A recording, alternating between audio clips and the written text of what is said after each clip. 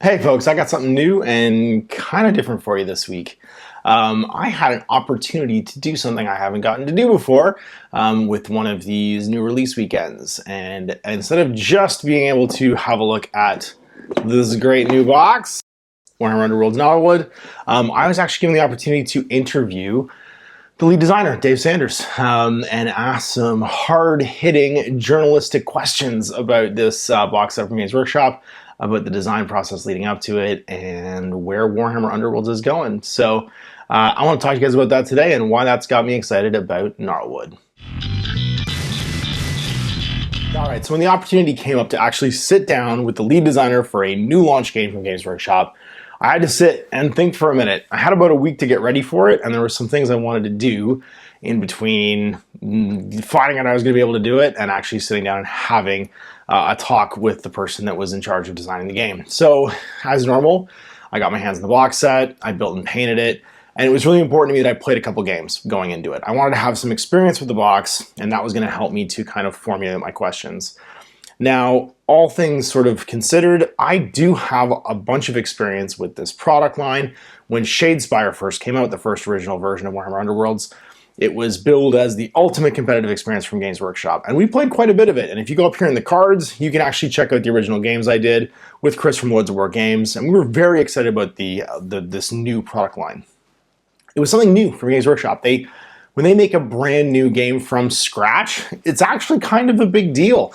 There tends to be a lot of thought put behind it, and as they are a storied old company, when something brand new comes out from them, there's a lot of expectations around it. And Shadespire was cool. It delivered a sort of unique kitchen table experience. It had deck building, had a whole bunch of really cool sort of like unique character style models in a universe that we hadn't really been explored at that point that much either. This was early on in second edition Age of Sigmar. Points had just kind of come around, and when you think about the timeline for this is a kind of an exciting time, not just for the fact that there was a new game coming up, but for just the Warhammer universe in general. It was uncharted territory. It was prior to the Necroquake, which kind of feels like the past almost now in the Warhammer timeline. And as I watched that game evolve, lots of things happened. The first thing that happened was there was a huge, rapidly expanding bunch of cards in the game, which led to tons and tons of intricate sort of like deck building ideas and an immediate fascination you could see from the competitive people playing the game in the best deck building. There was lots of support in the form of shade glass and tournaments and cool little widgets and acrylic counters, and it was being taken seriously as a competitive game. It was starting to catch on later on too in the competitive sort of like event scene. There was bigger Shadespire tournaments happening at Warhammer World, at Adepticon, and you could feel sort of the momentum the game was building.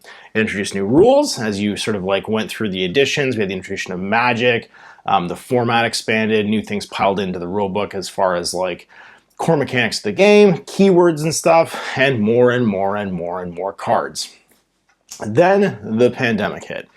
And as I walked into building and painting Gnarlwood and playing games, I sort of thought back to the last time I played the game competitively. I played in a tournament at HalCon in 2019, and it was a very exciting time for Underworlds. It was growing and getting bigger. But then 3 years later in 2022, I hadn't actually played a game of Underworlds against strangers in a long time. There hadn't been any events locally, and while people were still avidly collecting and painting the miniatures, the idea that it was a competitive game with like a growing meta had kind of started to die off. And that's not necessarily through any fault of the game itself. The game hadn't really changed. There'd been plenty of releases for it. Nethermaze had come out, Harrowdeep had come out, and Beastgrave had sort of like come and gone, Dire Chasm. But over that time, because you couldn't really congregate and play the game, kind of its core sort of like focus had shifted a little bit, and it had become a collector's game. Beautiful miniatures. Lots of people love painting GW miniatures. Is being used for things like skirmish games. And that sort of element of the game had come forward and started to shine. So all this is in my head when I build this box and start playing it. And I kind of decided that that was what I was going to try and shake that stuff and go into it looking for a new experience and see what I thought. And I'm glad I did, because it sort of helped me set my frame of mind for what kind of questions I wanted to ask Dave when I got to sit down and actually do the interview with him. And sort of what was my journalistic integrity going to be when I went and sort of sat down and started thinking about, well, what did I want to know that wasn't in this box? What were my questions, and how did that pair up with the experience I had after I built and painted everything? So the first thing I really wanted to ask was, what was going to be new about this box? There had been multiple new editions of the Warhammer Underworlds game since it was launched. Some of them introduced new concepts like magic. Some of them introduced new sort of like faction styles where you had like big guy monsters, like with Mologs. You had these like huge sort of like superpower units, and then little sort of ancillary units that floated around and supported them. All of them kind of grew the game. Looking at this on the surface, I didn't see anything entirely new from just a gameplay mechanical point of view. And I really wanted to, and this is before I'd played it, this is just me building and painting the box, reading the rulebook and opening it up. And I really wanted to get Dave's sort of opinion on what was the thing in this box, and how is it going to offer something different and new that people could be excited about for every level of person approaching it, right? So for someone completely new to the hobby, so a brand new hobbyist who might be looking at this as their first game, for those sort of intermediary people who are interested in Warhammer Underworlds, they're Games Workshop hobbyists in like a different hobby, like, you know, they play 40K, or they play, Necromundo, or they just collect and paint miniatures. They could play the board games like Warhammer Quest. And then they could also just be players who had maybe played Warhammer Underworlds way back in the beginning, maybe collected some of the models still, or had a collection of models still, and hadn't played it recently, maybe just because of the pandemic, or just because their interest had kind of waned in it.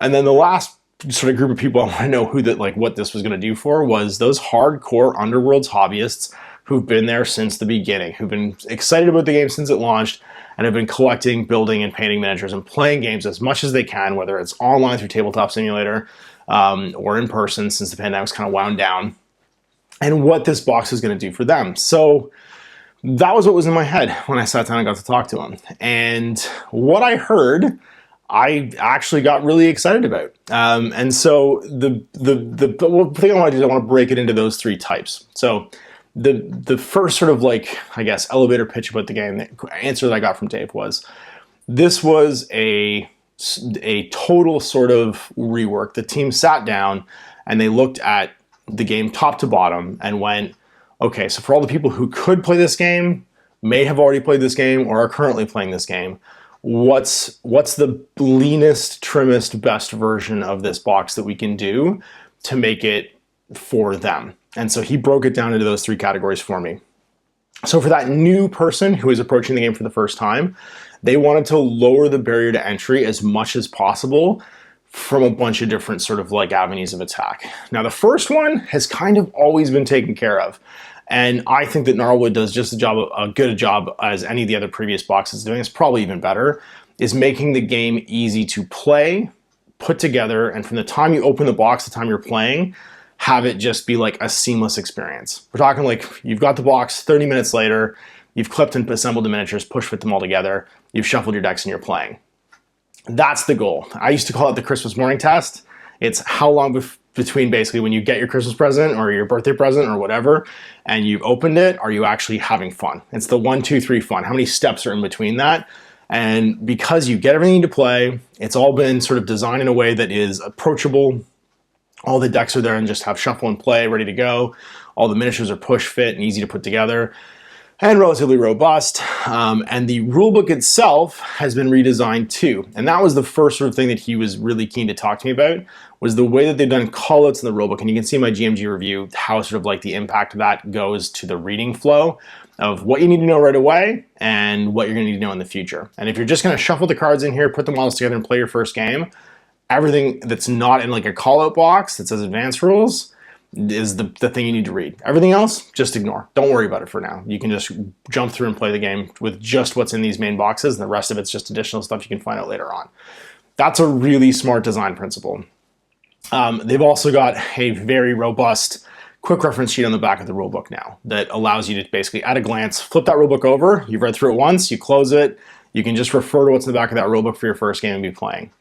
And the thing that he said that got me really excited over and over again, and this came up in all three sort of like customer discussions, was reduced mental load. And those three words, reduced mental load, are something that I always want to hear when it comes to someone taking an existing product that's been around for a while and has a ton of releases sort of put into it and reassessing it for new consumers or even existing consumers. The amount of mental load that can pile up over releases is a big deal. And again, I'll talk about that more at the end. So that was a really, really sort of like good thing to hear, is that there was a lot of care being taken to maintain the value of the box, as far as it being something that's like you can just pick it up, it's the only thing you need and you can play with it, through to how easy is it to get from opening the box to playing the game. Now, the last thing that was in there that I thought was interesting, and this actually comes up again with sort of the existing or lapsed customers and the veteran customers, is the replayability of the box. And including the 2 universal rival decks in there are a big deal for new players, because your chances and likelihood of getting bored when you have 3 different ways to play each warband in there. Actually, if you think about it, 5 different ways, if you include the Nemesis format going forward, but really 3 for new customers who are approaching it for the first time, for new hobbyists who are looking at Underworlds for the first time. That's the kind of final layer, is you make it easy to get in, easy to try playing the game. It doesn't take up a lot of space on the table. The rulebook is easy to parse. And then once you played your first couple games, there's multiple more sort of avenues for you to go down to have a variation of that experience that's fun and engaging and different. And the 2 plot-driven extra rival decks that come in there that can go with either deck give that sort of logical next step. So you don't have to buy anything else. It's not like to try and experience something new, you need to go and buy a new Underworlds warband. Just with what comes in this box, you have at minimum sort of like 3 ways to play each of the warbands, which means 6 different experiences for any player that buys the box to play. Add in Nemesis format, which we'll talk about later, and that is I think a really good recipe for new players. And I got excited to hear that, because it's funny. A lot of times when you're taking a veteran product like this that's been around for a minute now, and you try to sort of like package it for a new release, new customers don't get thought out a lot. The new people that might approach it, and the people who aren't playing it already, aren't necessarily going to be a key sort of like focus of the design. And they were just as heavily weighed, I think, as the existing people who'd tried it and played it before, maybe in the past, and the people who are passionate about it right now. So check. That part of the interview went really good, and I liked everything that he said. Part 2, and this was a bit hard to describe to him who I was talking about, but in that middle category of people, it's people who maybe played the first edition of the game, or who just collect the warbands because they like building and painting them, and they're more casual in their approach towards the game. Or it might even be people who fell off a little bit because of that mental load, right? Because there was so many cards eventually in the game, so many universal cards, and that's called the relic format now, that the game felt a little less approachable than it did in the beginning, and it outgrew their capacity to be interested in like the meta part of the game. And that, I think that's actually probably a fairly thick amount of people who either have in the past or may in the future play a Warhammer Underworlds game, right? They're either familiar with it because they played it in passing, or they played it early on, or they're just familiar with it because they played Age of Sigmar and they play other games. They might collect the warbands to play in Age of Sigmar, with the Age of Sigmar rules, because they're all cross-compatible with the main game.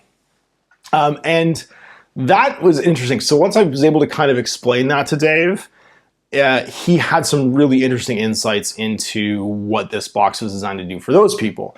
And it started off with a really interesting admission, which was back in the beginning, he said they really underestimated the number of people that weren't actually that interested in deck construction. It was such a key feature early on, right? And they really they kind of hard charged at the idea that we should have more cards, we should have more variations on objective cards, more universal cards, we should have the leader deck, we should have the essentials deck, we should have all of these things that make us go wider and wider card-wise, because if we're making the ultimate competitive game, that means that the ultimate game is actually the metagame, the game that happens before the game. Not the game when you're actually sitting down, moving models, playing cards, and rolling dice, but the game that happens when you design your deck. And that's, when you're creating something like that for the first time, that's kind of a logical conclusion. But I think what he said was, what was surprising was the amount of people who weren't necessarily as interested in that as time went on.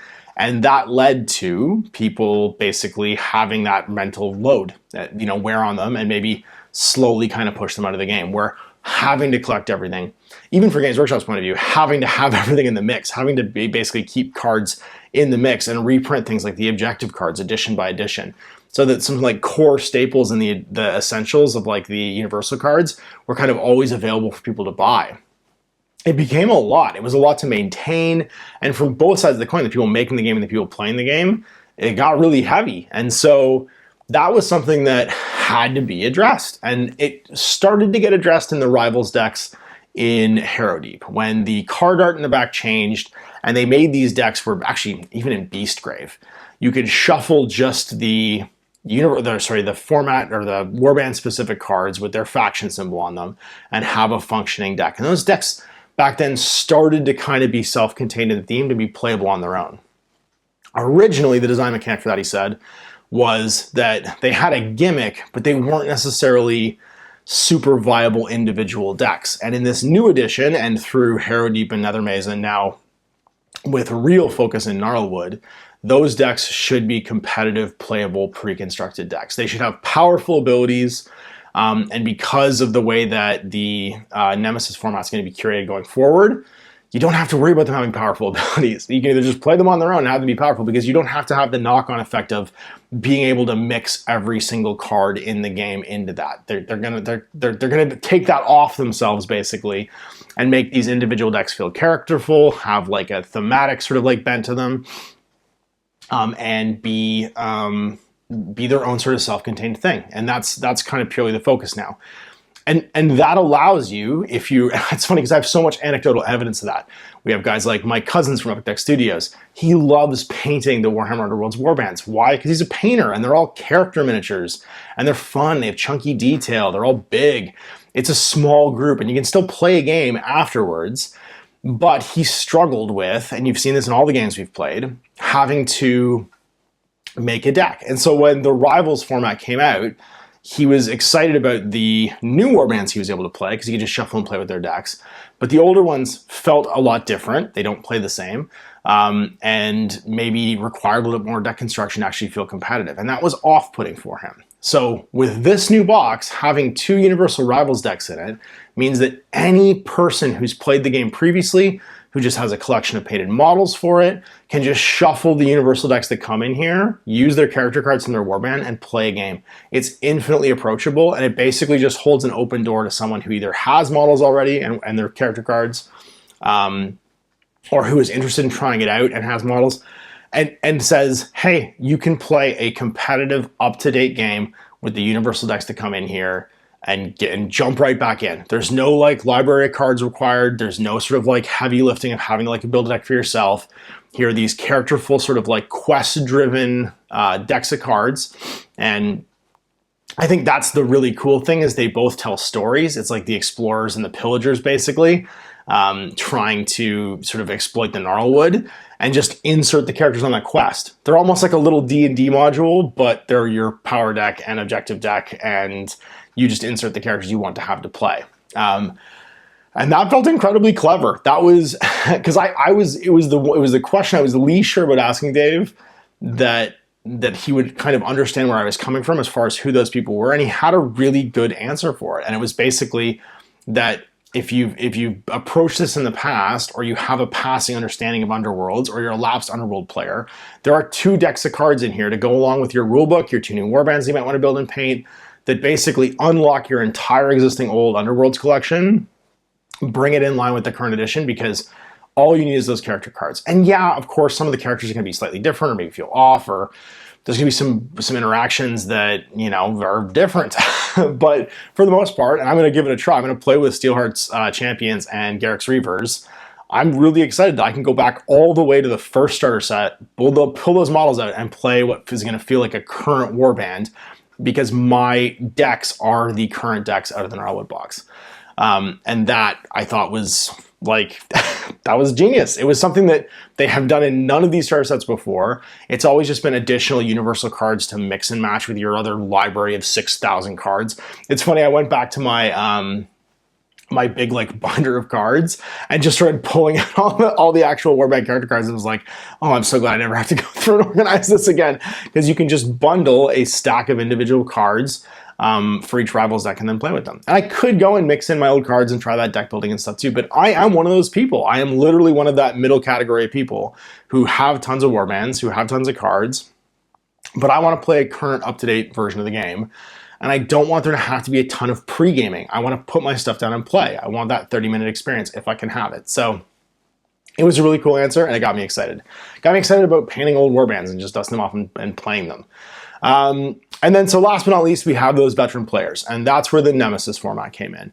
This is something you hear referred to in Gnarlwood quite a bit, and I've explained it in, once again, my GMG review of the Gnarlwood box and what that means. But short story long, basically you can take any of those Universal Rivals decks, complete. So just what's in that one Rivals deck. You can't mix the two Rivals decks together. It's just take a complete Rivals deck that's Universal, take your warband cards, and make a deck out of it, right? So you have to have minimum 10 power cards, minimum 20 power cards, half can be upgrades, half can be ploys, and then you have to have 12 objective cards and make them out of any mix of those two things. So basically it's replacing the Universal cards that have been in the prior formats and still exist in Relic with just what's in one of those Universal decks. So you have a constructed format, it's way more curated, and it's way more easy to parse, and it's also way more manageable from a design point of view, because Games Workshop themselves